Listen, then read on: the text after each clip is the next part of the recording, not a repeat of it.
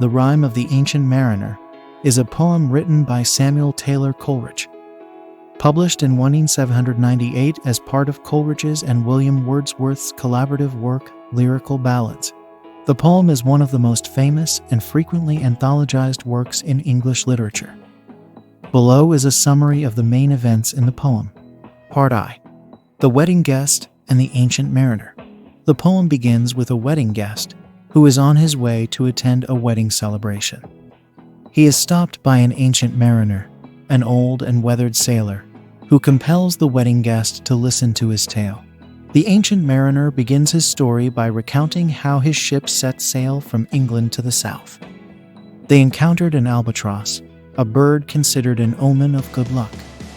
The crew hailed it as a sign, and the albatross followed the ship for some time.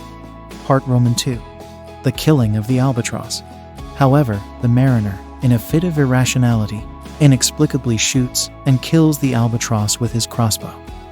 The crew is horrified by this senseless act, as they believe the albatross had brought them good fortune.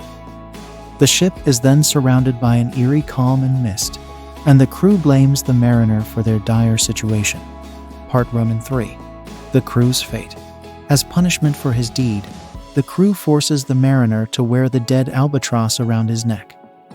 The ship becomes stranded in the desolate and windless sea, and the crew suffers from dehydration and death.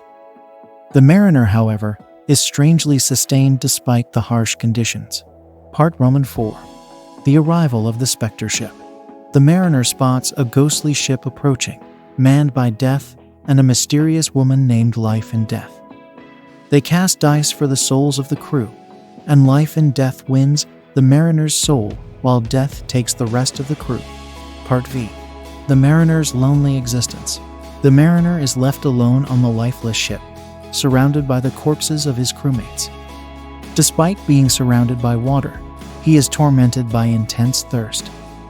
The dead bodies of the crewmen begin to reanimate, working the ropes and sails as if they were still alive.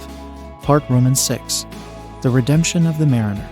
Driven by an overwhelming sense of guilt and a newfound appreciation for all living things, the mariner blesses the water snakes that swim around the ship.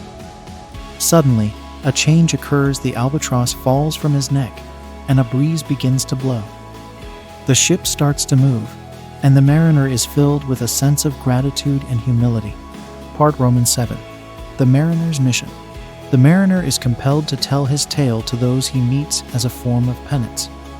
He stops the wedding guest, who has been listening intently, and the wedding guest is left in a trance-like state, forever changed by the mariner's harrowing story. The Rime of the Ancient Mariner is a complex and symbolic poem that explores themes of guilt, redemption, and the interconnectedness of all living things. The poem's vivid and atmospheric imagery, as well as its exploration of the supernatural, has made it a classic in English literature.